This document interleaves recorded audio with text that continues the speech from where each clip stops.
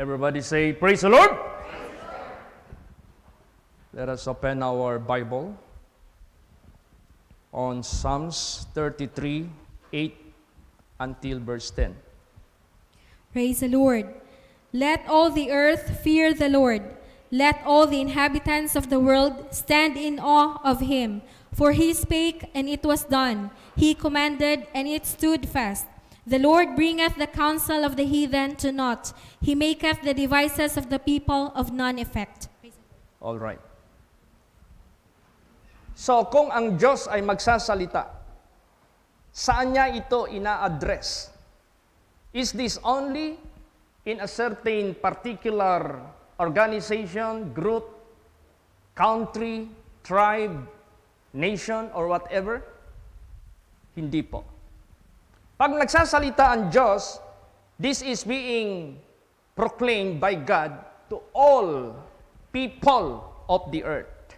Sinasabi dito, let all the earth fear the Lord. Let all the inhabitants of the world stand in awe of him. For he spake, and it was done. He commanded, and it stood fast. Yan ang tandaan natin. Napaka-importante. Ang boses ng Diyos na lumalang sa langit at sa lupa at lumalang sa ating lahat. At pag siya'y nagsasalita, this is for all the inhabitants of the earth. Para ito sa lahat. God is no respecter of person. Bakit para sa lahat? Because lahat are created by Him. And He has the right, He has the authority to do anumang gawin niya sa kanyang mga nilalang. Kaya siya'y nagsasalita para sa kaligtasan ng lahat, para sa ikabubuti ng lahat, para sa maniniwala, para sa mananampalataya, para sa sumusunod. Kaligtasan para doon sa hindi naniniwala, to those who deny Him, to those who neglect Him, to those who refuse to acknowledge Him. Damnation, destruction ang mangyari. Look at nangyari sa langit na huminto si Lucifer maniwala sa Diyos. Sumama yung mga anghel. They were destroyed. Look at the people sa Old Testament, panahon ni Noah. They neglect and refuse to believe the voice of God na gustong magligtas sa kanila. Ayaw nila, napahamak silang lahat. Only those who believe and obey His word, His voice, yun lang ang naligtas. Ganon din exactly sa panahon ngayon sa buhay natin. Kaya napaka-importante. Basahin natin na ang lahat nilalang niya. Basa, Psalms 33 verse 6. Praise the Lord. By the word of the Lord were the heavens made, and all the host of them by the breath of His mouth. Yes. So, kinakailangan we have to identify sino yung Diyos na nagsasalita sa atin lahat through His words. Siya lumalang sa langit at lahat na nandyan makikita natin. Kapag sinabi mong langit, the moment you lift up your eyes to the sky, all that you can behold, all that you cannot see because layo na kayo sila, di na sila maklaro. Anything that are in the sky, in the heaven, were created by God. Maliban pa yung kaharian niya, yung kingdom niya, na hindi natin makikita at this time. Kanya lahat yan. Ginawa niya yan lahat sa kanyang bibig, sa kanyang salita. So, yung lahat na nag-acknowledge sa kanya na siya ang gumawa sa kanila, they must praise Him.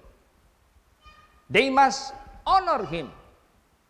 Kahit ano pang creatures na ginawa ng Diyos, kailangan pupuri sa Kanya at magpasalamat sa Kanya.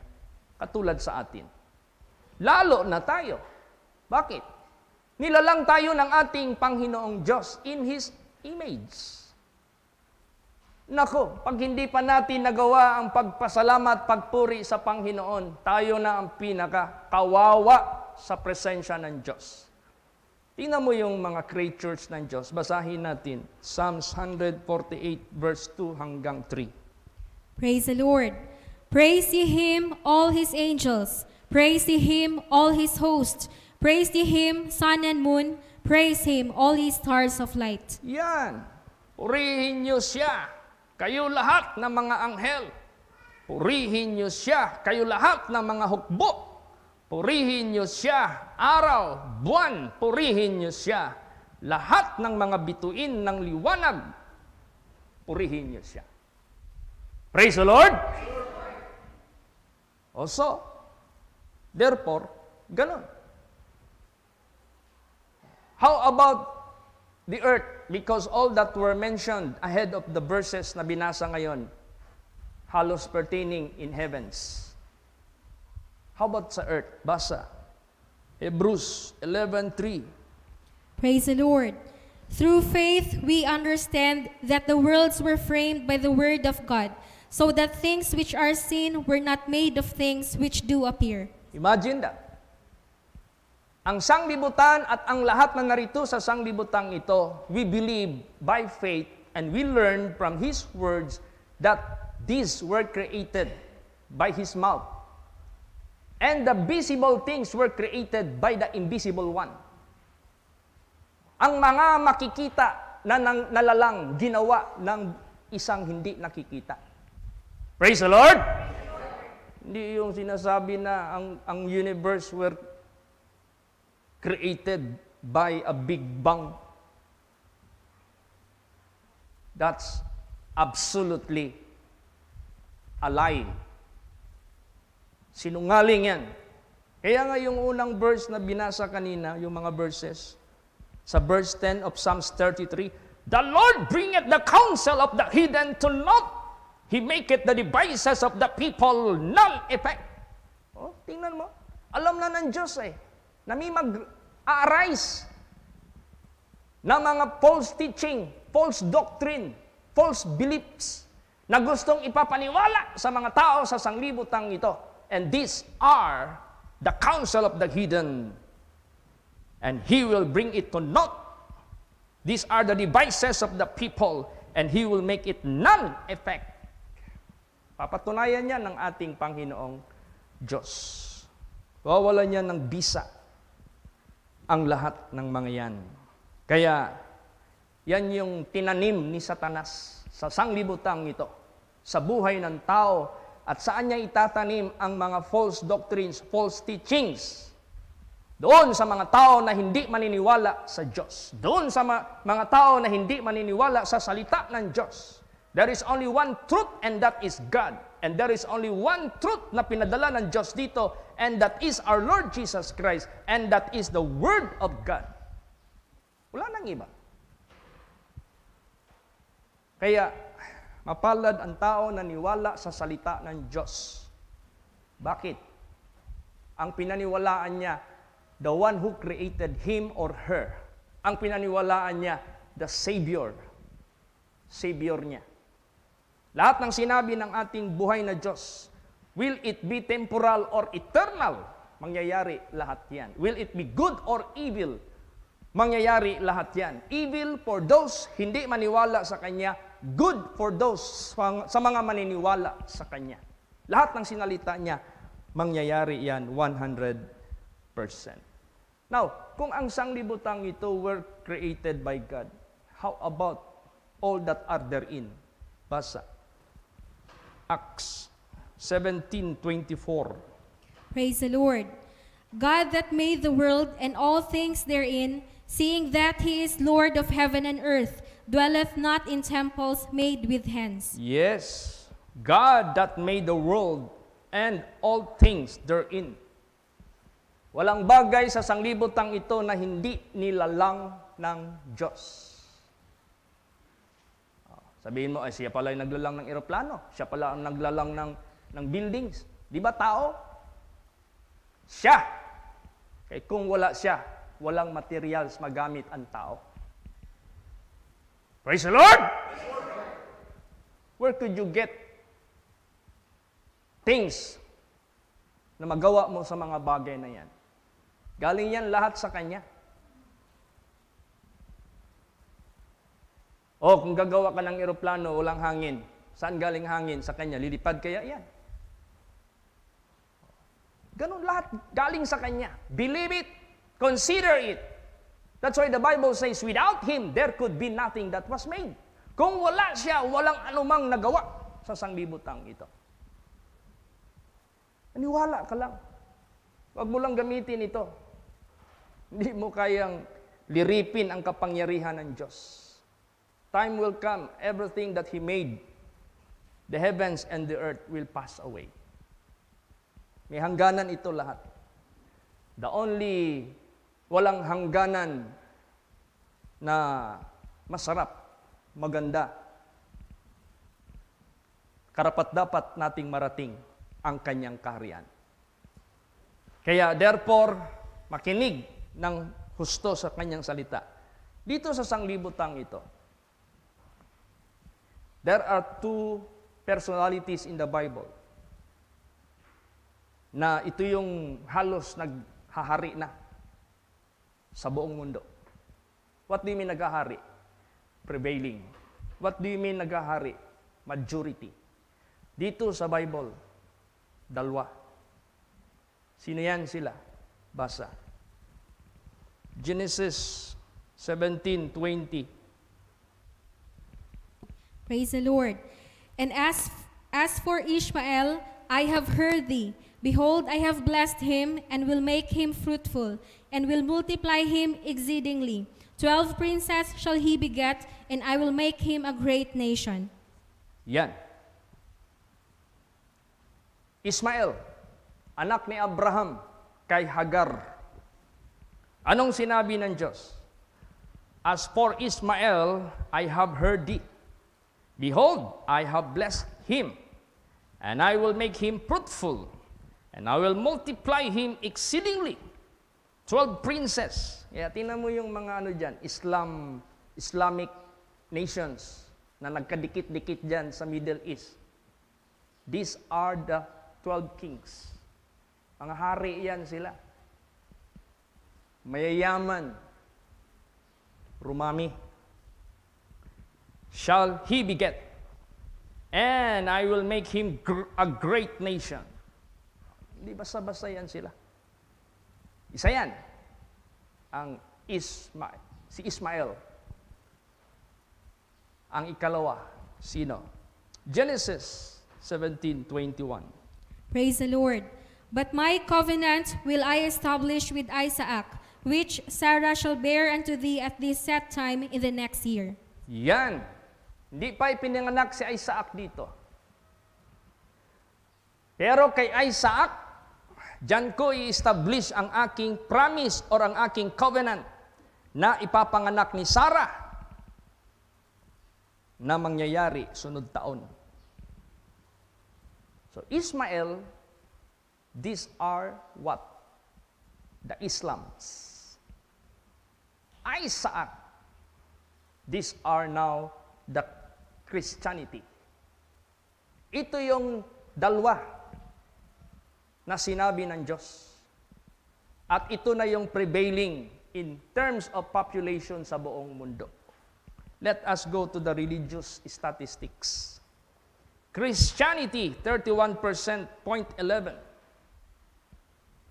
This is in survey sa last year, 2020. Kung bibilangin sila, approximately 2,382,000,000. Yan ang Christianity. Islam, 24% ng buong mundo. Dami, hindi basta-basta yan. 1,907,000,000. Di ba? Nang natupad yung anong sinabi dyan sa Bible? Praise the Lord! Na itong dalawang personalities na ito. Pero doon niya gagawin ang kanyang covenant kay Isaac. So, if Islams will not join Isaac, hindi sila makasama sa covenant ng Diyos. That's why makita mo yung mga YouTube dyan ng mga testimonies. Anong nakalagay dyan? from, may mga titulo dyan yung mga Muslims na mga malalaki ang mga katungkulan sa kanilang religion, become Christ believer. Kailangan talaga mangyari. Ang promise lang ng Diyos sa kanila, literal, material. At ginawa yan ng ating Panginoong Diyos. At ang description ni Ismael is wild. Wild. Anong wild? Matapang. Yan yung karakter nila. Matatapang sila. Hindi mo madina yan. Nasa Bible lahat yan.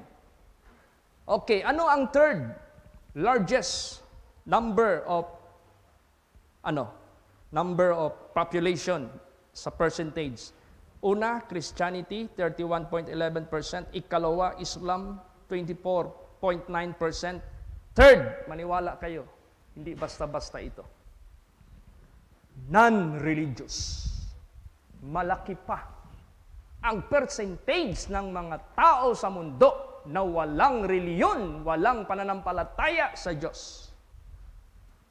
15.58%, sila ang third, sila ang pangatlo. And the population approximately 1,193,000,000. Sino nakakapaloob dito sa non-religious na ito?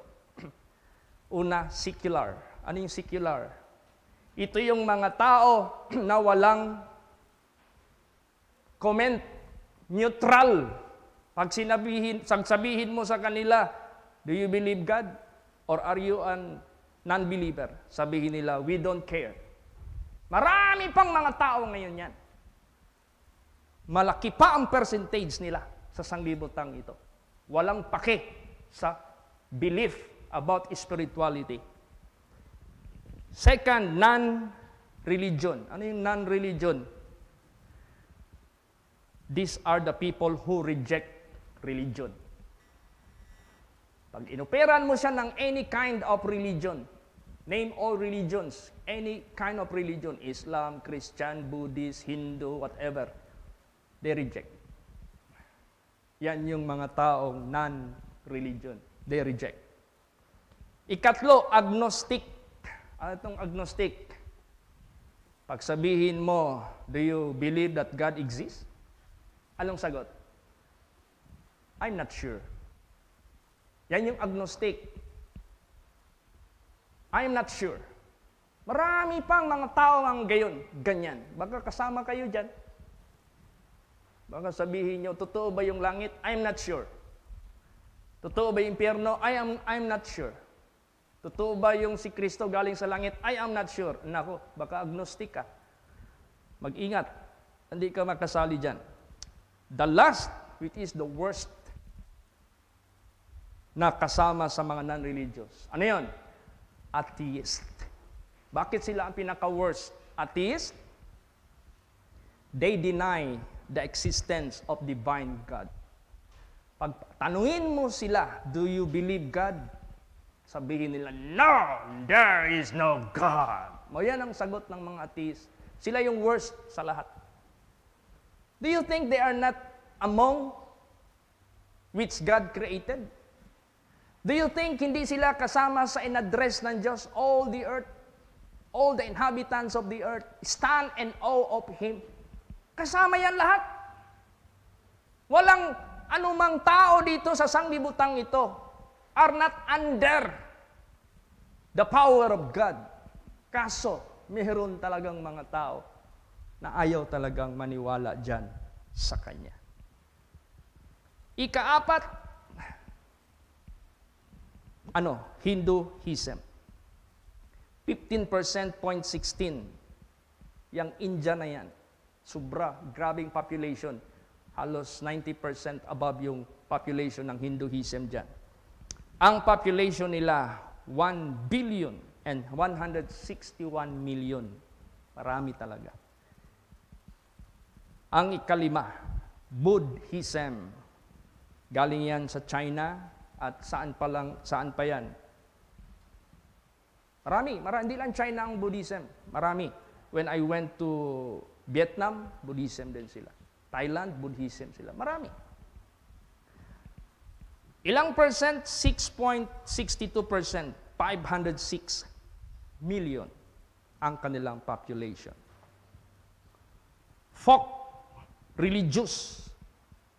Ito yung mga religious belief sa mga tribal, sa mga hindi na nakakarating sa syudad. Doon, sa mga meron din sila. Folk religious, kumbaga pa. 305 million, marami pa. Ilan bang population sa Pilipinas? 100 over million. Kapuka tanan tao sa tibuok Pilipinas, mulabaw pa sila. Last, other religious.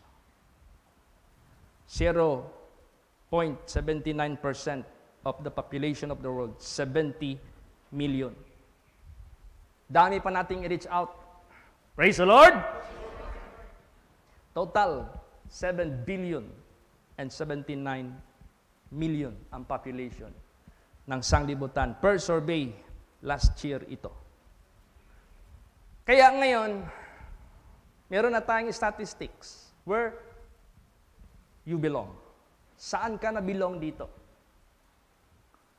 Pertaining Christianity, which is the greatest number of population, but not all Christians are true Christian. Jesus said, many are called, but few are chosen. Jesus said, not all that call unto me, Lord, Lord, shall enter into the kingdom of heaven. So saan ka ngayon? Doon ka ba sa mga Christians who just profess that they know God, but in works they deny Him?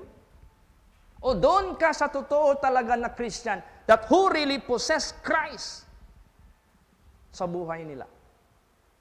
Huminto na sa kasalanan, huminto na sa lahat ng karumihan, huminto na sa lahat ng mga worldliness, ungodliness, unholiness, unrighteousness, and who are living for Christ's name's sake, who are living in holiness, in righteousness, in the eyes of God.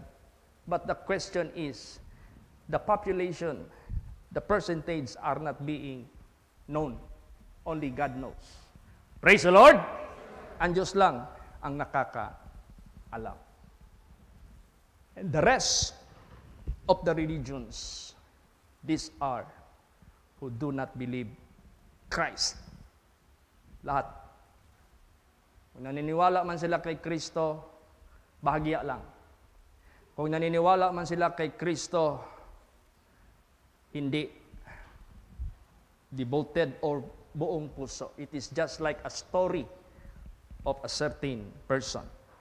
Ganun lang. So, sa buhay natin, para hindi tayo mawala sa pananampalataya sa totoong Diyos na lumalang sa langit at sa lupa, what is the appropriate move na gagawin natin para maniwala tayo sa Kanya? Basa, Romans 10:17. Praise the Lord. So then faith cometh by hearing, and hearing by the word of God. Yes, importante. Sa pagpakinig natin sa word of God, be certain, manigurado ka. Kung pupunta ka man ng simbahan, see to it, word of God ang mapapakinggan mo doon. Not doctrine made by man. Not doctrine out from the tradition. Yung turo lang ng mga salit-saling lahi, yung mga tradisyon kung tawagin, hindi word of God. Dapat kung makinig ka man, para maligtas ka, maniwala ka sa tunay at totoong Diyos, listen to the word of God. Praise the Lord! Word of God talaga. Wala nang iba. Yan lang. Para yung faith mo mag-increase. That's why Jesus said, search the scriptures. Word of God. For in them you think you have eternal life. Maniwala ka talaga na meron kang buhay na walang hanggan. For they are they which testify of me. You want to know more about God, about your Savior? Search the Holy Scripture. Praise the Lord! Anuhin mo talaga ng husto yung Word of God. Kasi mismo ang Word of God pwedeng gamitin ni Satanas. Gagawin niyang half-truth, half-lie. Kung pakinggan mo, okay. Pero yung pala, may kasinungalingan na tinago si Satanas. Kaya mag-ingat tayo Nag-warning na si Lord Jesus Christ. I'm not pointing myself na ako na yung totoo. No. Isa lang ang ma-point ko sa inyo ang totoo, ang Word of God. Praise the Lord! I can be a false one. Hindi ako maging false if I speak to you against the Word of God. Ganun yan. Anybody, any preacher, any leaders could be a false one if he speaks against to the truth of God. Kaya ang Word of God ang pahatulin natin. Praise the Lord! Let the Word of God judge us. Kaya nga nung sinabi dyan, I did not come to judge, but the Word of God which you have heard, the same that will judge you. Okay, ang Word of God ang ipahatulin natin. So, alam mo, kung sino man tao gustong maligtas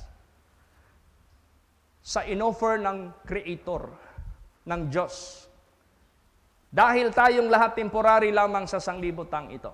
Tayong lahat, we are just pilgrims and strangers of this world. We are not permanent here on earth. Pero merong sinabi ang salita ng Diyos. Pag sinabi ng salita ng Diyos, that word spoken by God, 100% mangyayari yan. If you are a believer and an obedient son or daughter of God, you will never regret sa buhay mo. Kasi ang pinaniwalaan mo, never tell you a lie. It is impossible for God to lie. Imposible ang Diyos magsisinungaling. Lahat ng mga nangyayari ngayon at noon, lahat yan, bunga yan ng sinalita ng Diyos. Totoo lahat. Pag sinabi ng salita ng Diyos, it is written, from the dust where you came from, and you will return to the dust. And the Spirit who gave it will return unto Him who gave it. Totoo man yan. Minsan nakakita ako dyan sa Facebook. Ngayon parang pinapalabas nila yung Egypt. Pinakita yung mga mommies doon. Pagtingin ko sa mga mommies, I look closely. Wow. Nakalagay doon. This is Repeteri. O this is Ramses. Pagtingin ko, it's already what? Clay. Lupa na. Lupa. Tama yung Word of God. Galing kayo sa lupa, babalik kayo sa lupa. Wala pang naka-defy niyan na i-prove nila na sinungaling ang salita ng Diyos. So, mapalad. Kaya kung gusto mong maligtas, basa, anong gawin? Romans 10:13 hanggang 15. Praise the Lord. For whosoever shall call upon the name of the Lord shall be saved. How then shall they call on him in whom they have not believed? And how shall they believe in him of whom they have not heard? And how shall they hear without a preacher? And how shall they preach except they be sent? As it is written, how beautiful are the feet of them that preach the gospel of peace and bring glad tidings of good things. Yan. Kung meron mang mga fake products dito sa sanglibutang ito, meron ding fake na mga preachers. Sinabi na yan ni Lord Jesus. Ang makakaligtas lang sa mga tao, yun lang sent by God. Pag sinabing sent by God, He is authorized, chosen, pleasing sa Kanya, at yun ang gagamitin niya to give His word. Yun lang ang makaligtas. Bakit? Tuturuan ka talaga. Sakto. Tuturo sa'yo. Hindi kay magturo lang siya dahil after siya sa pera. Magturo siya after lang siya sa population. Magturo siya after lang siya sa fame. Magturo siya after lang siya sa material. Sent ang sinabi dito. Pinadala ng Diyos. How do you judge that whether he is sent by God or not? Basahin yung Biblia. Anong meron dyan? You will know them by their fruits. Sabi nga ni Lord Jesus, makita nyo yan sa bunga. Ang kahoy, makita mo yan. Malaman mo yan sa bunga. Dahil yung kamansi at saka marang, halos similar sila ng dahon. Malaman mo na lang yan na kamansi or bunga. Kamansi or marang sa bunga. Ganon din ngayon sa buhay natin. Kaya magsikap tayong lahat. If you are really a truth seeker, seek God with a whole heart and you will find Him. Hanapin mo ang Diyos, half-heartedly na ko. Igaw ra ka mahulog sa agent ni Satanas, dikto ra ka kutob. Pero kung tibuok, kasing-kasing imong pagpangita sa Diyos sa tinuod, kabalo ang Diyos. Kinasing-kasing imong pagpangita niya, makaplagan nimo siya, giyahan ka sa Diyos, sa isakto, nga iyang pinadala. Praise the Lord! I'm not telling me that I am sent of God. Let the Word of God. I-search ninyo ang salita ng Diyos para makilala ninyo sinong pinadala ng Diyos. Praise the Lord. Okay. Ang Diyos, gusto niya yung Word of God ipahayag, ipaalam, ipaintindi, ipatanggap, ipapaniwala, ipamumuhay, ipagawa. Yun ang gusto ng Diyos. Basa. 2 Corinthians 4:6. Praise the Lord. For God, who commanded the light to shine out of darkness, hath shined in our hearts to give the light of the knowledge of the glory of God in the face of Jesus Christ. Yan. Ang Diyos commanded the light to shine out of darkness. Ito yung sanglibutan na pinagdiliman ni Satanas. Hath shine in our hearts to give the light of the knowledge of the glory of God. Saan natin makikita yung knowledge of the glory of God? In the face of Jesus Christ. Praise the Lord! Wala nang iba nang galing sa langit na nagdala sa glory of God. Iisa lang. Yan yung sent of God. Kaya nga sabi ni Jesus, my work is to do the work of Him that sent me and to finish His work. How about His disciples? Yes, they were sent by Jesus Christ. Praise the Lord. So, therefore, salamat tayo. Dahil merong pagkakataon, makita natin yung liwanag ng Diyos in the face of Jesus Christ. Si Satanas, ay nako, gusto niyang tabunan ang liwanag ng Diyos. Gusto niyang itago ang kaliwanagan ng Diyos. Gusto niyang walain sa isip, sa puso ng mga tao ang katotohanan ng Diyos. Because Satan knows very well that the moment Jesus Christ will shine upon them, they will be enlightened and they will hate Satan. Basahin natin yan. 2 Corinthians 4:4. Praise the Lord. In whom the God of this world hath blinded the minds of them which believe not, lest the light of the glorious gospel of Christ, who is the image of God, should shine unto them. Yang God of this world, small g. Kung basahin niyo yung Bible niyo, small g. That is not representing the true and faithful and genuine God. That is small g, that is representing the devil, Satan.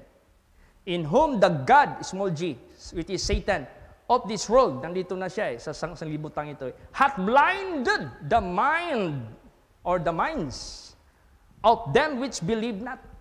Nako, pag hindi ka naniwala kay Kristo Jesus, bubulagin ka ni Satanas. Lest the light of the glorious gospel of Christ, only the gospel of Christ, yan ang totoo, yan lang yung liwanag. Ayaw niya. Baka mangyari yung liwanag ng kaluwalhatian ng Ebanghelyo ni Kristo, which is the image of God. Remember that. Jesus is the bearer of the image of God. He brought the glory of God sa sanglibutang ito para sa atin. Should shine unto them. Ayaw ni Satanas. Ang tao maliwanagan. So, magsikap po tayong lahat. Kaya kung maniwala ka sa Diyos, at you start already to be faithful unto Him, not to be faithful to your pastor.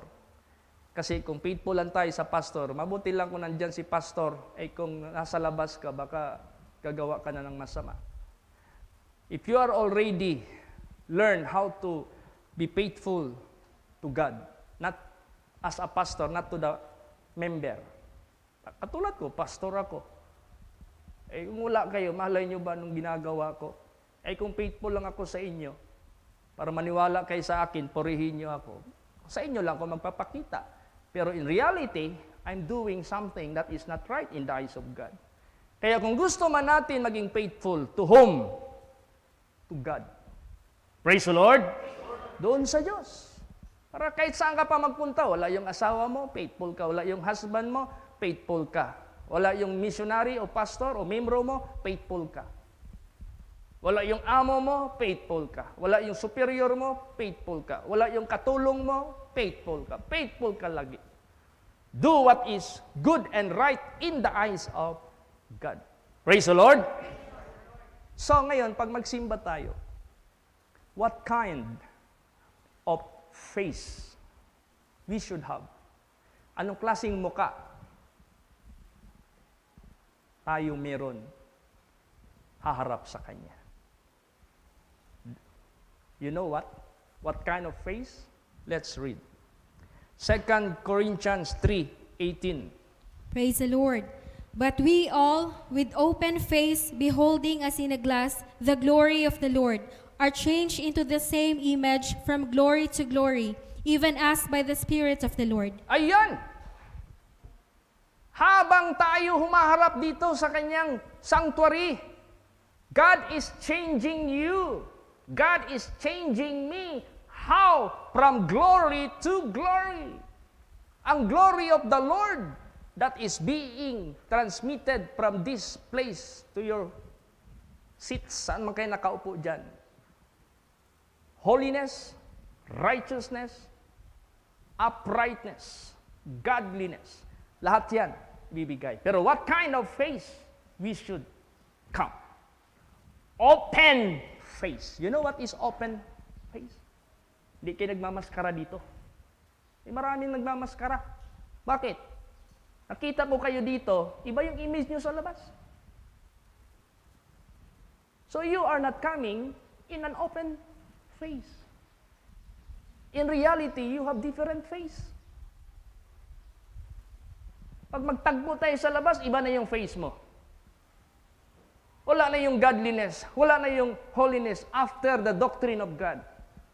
We do not practice here teaching dogmas of men, but we are teaching the doctrine of holiness, which is the doctrine of God, which could be read in the Bible, all the New Testament. Kaya, magsikap ang lahat. Magpunta ka nga dito. Hindi naman open face. Hindi ba totoo yung mukha mo na pinapakita mo? You are coming here with a different face of yours. Iba yung mukha mo dito. Also, kailangan, huwag maging hypocrite. Huwag maging pretender. Kung ano yung pagsamba mo sa Diyos, sambahin mo siya sa Espiritu at sa katotohanan. Anong ibig sabihin? Sambahin ang Diyos sa Espiritu at katotohanan, which the Lord seeketh to worship Him. Yun ang hinahanap ng Diyos sa mga worshiper, spirit and in truth. Maging makatotoo ka. Kung sino ka ngayon dito, nagharap sa akin, magkita man tayo saan mundo sa sanglibutang ito, nandyan pa rin sa iyo ang kabanalan. Praise the Lord. Punta ka dito, nakapalda ka ng mahaba. Kita-kita sa labas, ang iksi ng palda mo. You are not the real one. Makita ko kayo dito, banal. Pagkita tayo bigla doon sa labas, wala na. Disobedient ka na sa dress code. Dress code pa lang yan. How about more sa mga sensitive doctrine of God? Mga malalalim sa kabanalan, katuwiran. You see? Huwag niyo sayangin. God speaks. Nagsasalita ang Diyos. You listen. Accept, receive it as true, and do it. Gawin. Kaya tatlo yan. Mapalad ang nagbabasa sa Bible, sa Word of God. Mapalad ang nakikinig sa Bible, which is Word of God, at gumagawa. Useless, nakikinig ka, nagbabasa ka, hindi mo ginagawa. Useless yan. Para kang si Satanas. Who believe and tremble, and yet, hindi niya gagawin ang pinapagawa ng Diyos sa kanya. Useless talaga. Parang yung faith without work is dead. Like the body without the spirit is dead also. So kaya, sa buhay natin, come with an open face. Come with the truth. Ikaw, totoo ka talaga. Minsan may marami nagpo-post dyan ng mga, ito yung mga suot ng mga Christians talaga na modest. Gayahin mo yan. Tama talaga. Praise the Lord. Hindi kayo pagdating dyan sa labas, makasama ka lang dyan ng mga former na mga friends mo. Sunod ka rin sa kanilang imahen. Ano ka? Kamilyon? Ano yung kamilyon? Mag-iba-iba ang kulay. Ano ka? Balimbing? Maraming muka? Ay, hindi yan. Ayaw ng Diyos yan. Minsan na-preach ko na dito, God is a jealous God. God revengeth. God executed wrath. God reserved wrath against His enemies. Yung impyerno, reserve yan sa puot ng Diyos sa lahat ng kaaway niya. Look at the world today. How many percentage sa mga tao ngayon na naniwala kay Kristo?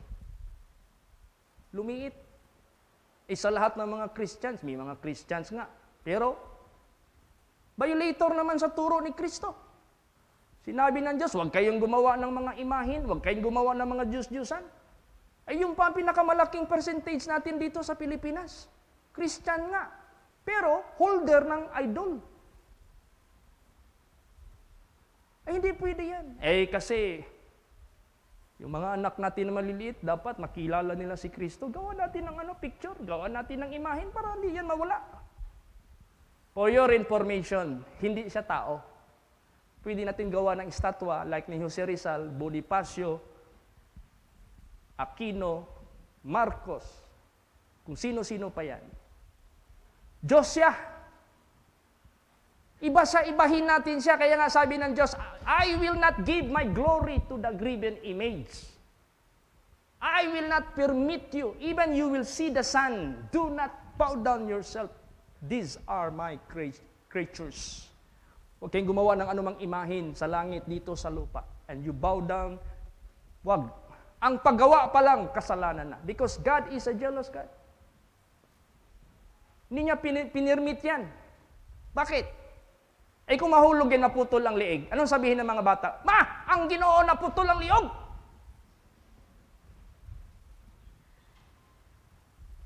Naalala niyo yung lindol na malakas? Na ang mga tao pumunta sa simbahan, nagluhod doon sa malaking idol, rebulto. Yung rebulto, siyempre, nasiminto yun may bakal din yun. Sa lakas ng lindol, gumagano, nag-crack ngayon, natikalbong ang rebulto, nahulog dito sa ulo sa sige, luhod-luhod, sige, ampo. Patay! Kaya nga, basa ng Biblia. Ablihi imong Biblia, ayaw ipaagop-op din sa altar. Abog-abugan na lang na din ablihi, basaha. Kahit tanan din isulti ang tinuod. Praise the Lord! Ayog salig sa hearsay. Tanawon na mag-away ng magmantiayon, mag-away ng mga mag-igsuon, mag-away ng mga organisasyon, tungkol sa hearsay. Kung sa hearsay, uy, ingon niya, yung ganin daw, gisultian daw kung ni mo ani, ingon niya, puro ingon niya. Mag-away sa walay hinungdan, nag-aaway sa walang kabuluhan. Basahin mo ang salita ng Diyos. Praise the Lord! Kahit nagpipreach ako dito ng mga verses, it is your right to open your Bible. Or you might jot it down to your paper. Or open your Facebook. Meron tayong group chat, di ba? Why do I send verses. That you might check it. Para ma-check ninyo. Praise the Lord. Kasi may nagre-request sa akin, Pastor Chit, pwede ba padalhan mo ako ng mga verses last Sunday? To solve the problem. Every time, matapos ako mag-study sa binigay ni Jesus na message, wala na, sent na yan sa inyo. Automatic yan. Praise the Lord. That is how God is so gracious sa ating lahat. Gracious talaga siya. Kaya, if ever you come, so that God will change you from glory to glory, come with an open face. Yung iba, nag-decide na magpabaptize. Mag-prepare kayo sa sarili ninyo. Para din kayong kasalin yan sa Panginoon eh. Cleanse yourself. Praise the Lord. Oh. Huwag kayong inconsistent. Kailangan talaga maging consistent po tayo dyan sa Kanya. Alright. Last verse. Basahin natin. Hebrews 4:2. Praise the Lord. For unto us was the gospel preached, as well as unto them. But the word preached did not profit them, not being mixed with faith in them that heard it. Ayan. Kahit pa ang gospel of God, gospel of the kingdom of God, will be preached to the entire world. But it doesn't mean lahat na maligtas. Kasi merong nakikinig, hindi naman naniniwala. Merong nakikinig, hindi naman sumusunod. So what is the use without obeying the word of God? Useless. Kaya therefore, sa buhay natin, magsikap tayo. No? Huwag tayong paisi-isi, huwag tayong pabasta-basta, kasi yung kaaway natin, he is like a roaring lion, mahanap talaga yan ng masisila. That's why the Bible says, if the righteous is scarcely to be saved, kung ang mga matuwid, mahirap pa nga maligtas, where shall be the ungodly and sinners appear? Kung mahirapan, malisod manggani ang mga matarong maluwas, asa nakapuniton ang mga dili Diyos nun o mga makasasala. So, ibig sabihin yan, kung righteous ka ngayon, hindi pa man bumalik si Lord Jesus Christ, maintain it until death. Maintain it. Madaling magsisi ngayon. Ang pinakamahirap, how to maintain without sin. Yan ang pinakamahirap sa lahat. But the answer is Jesus. Praise the Lord. Nandyan si Lord Jesus Christ, who did no sin.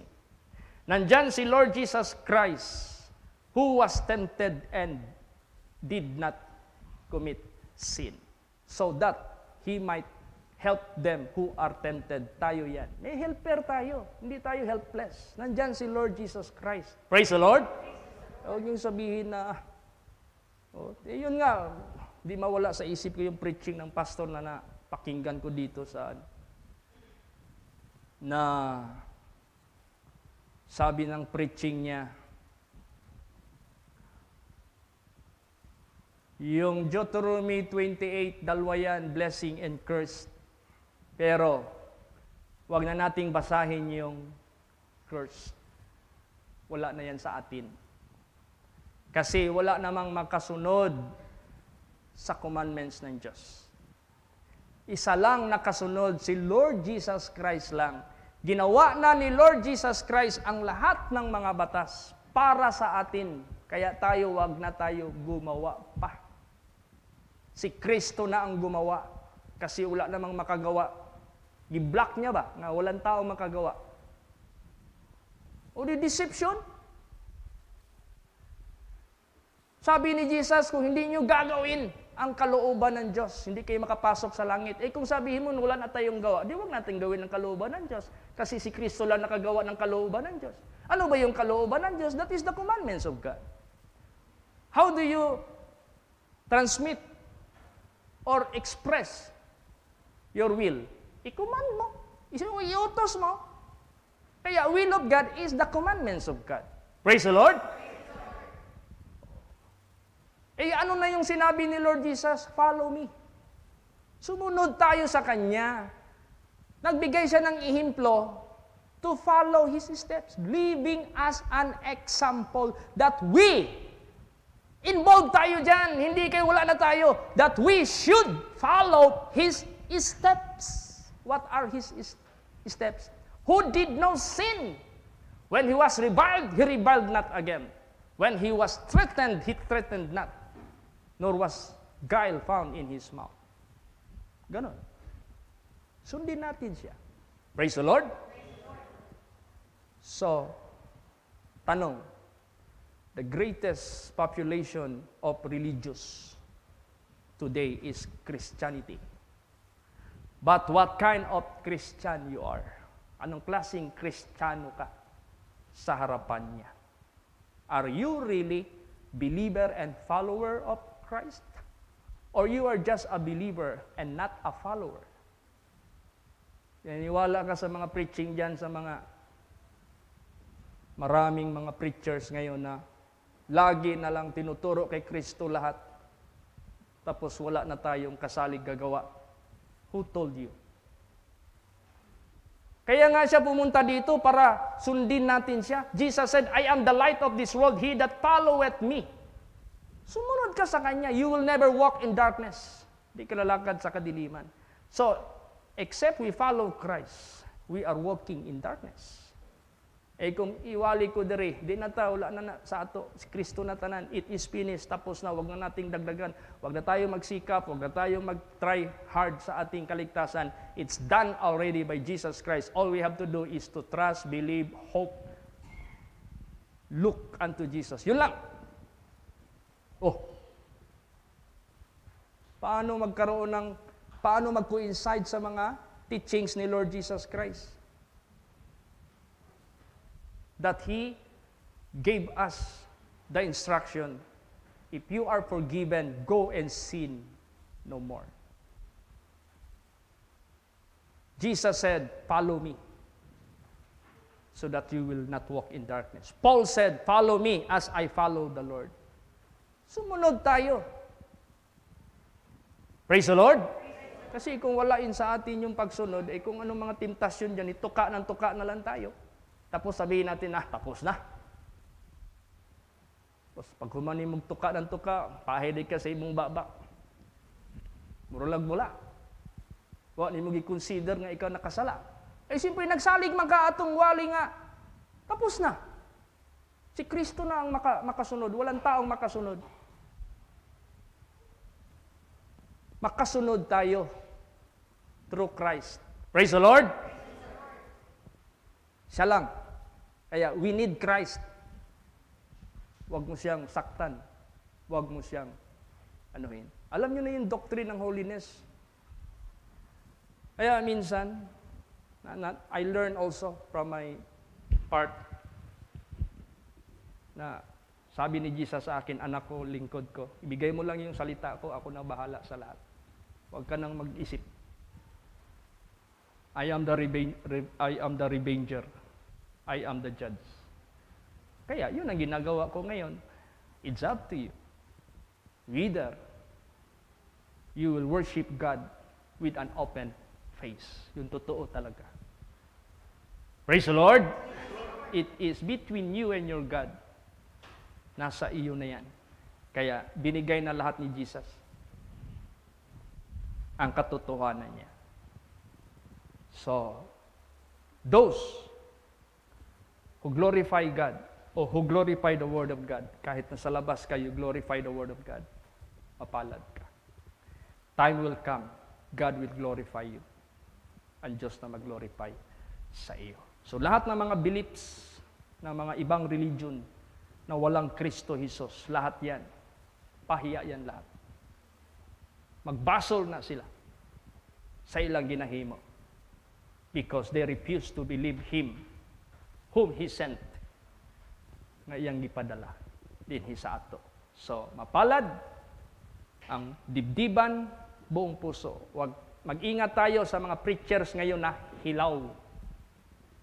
Mag-ingat tayo sa mga preachers ngayon na alanganin. Mag-ingat tayo kasi gagamitin niya ng dyablo as a deception. Parang si Satanas, God. Pag sabi ng Diyos, mamamatay ka, pagkainin mo yan. Si Satanas naman, hindi ka mamamatay. Pagkainin mo yan. Kaya ayaw ng Diyos ipakain yan kasi alam niya maging katulad ka rin sa Diyos, knowing what is good and evil. Ay doon naniwala si Adam tsaka si Eva. Kaysa doon sa nag-create sa kanila. Kaysa sa naglalang sa kanila. Ingratitude. Ingrato itong mga taong ito. Walang utang na loob na ipinakita sa nag-create sa kanila. Doon sila naniwala sa kaaway ng Diyos. Na lumaban doon sa Diyos. Naghakot pa ng mga anghel. Doon sila naniwala. O anong nangyari ngayon? Buhay pa sila ngayon? Wala na. Both physical and spiritual, they are dead already. That's why, ask yourself, sino ang pinapakinggan mo? Sino ang paniniwalaan mo? He who created you? Or the one who fought against Him? Nandito ngayon. Anong gamit niya? Half truth, half lie. Kalahating totoo, kalahating sinungaling. Kaya, be careful. At kahit pa totoo yung preaching na naririnig mo, kung ikaw naman hindi totoo sa kanya, eh wala rin. Belong ka pa rin doon sa labas. Kaya, tayong lahat magsikap. That is for your benefit. That is for our benefit. Magsikap ang lahat. Pag narinig nyo na ang banal na salita ng Diyos, mag-humble ang bawat isa. Yung sinasabi na, I am thine, O Lord, I have heard thy voice. Draw me nearer. Lapit ka, Panginoon. Kaya lumapit tayo sa Panginoon Diyos. Siya lang nag-iisa na ating totoong Diyos. That someday, we will be going back to Him to be judged according to our works. And they that have done good shall be resurrected unto life, and they that have done evil shall be resurrected also unto damnation. What is life? Life everlasting. Pag life ka sa resurrection, life everlasting. Pag damnation ka after sa mamatay ka tapos ma-resurrect ka, damnation. What is damnation? That is condemnation of eternal punishment in hell. Yan yung damnation. So, be careful. Minsan lang tayo mamatay. Minsan lang tayo hahatulan ng Diyos. No more any chance after all those things. Wala nang chance. Kaya, the million chance that has been given to the people of the world, the question is, there are how many of them who grab this opportunity? While only one chance na ibinigay niya sa atin, dahil isa lang ang buhay natin, huwag mong sayangan. Do not gamble your life. Kaya since I came to know Jesus Christ when I was 16 years old, to God be the glory, by the grace of God, by the word of God, I learned from it as much as possible until I die. Hindi na ako mawala dito sa kanyang salita at sa paggawa ng kanyang mga banal na salita. The same with you. The same with you all. Isa lang ang doctrine, isa lang ang commandments, isa lang ang pattern ng katotohanan ni Kristo Jesus. Praise the Lord! Nagsitayo po ang lahat.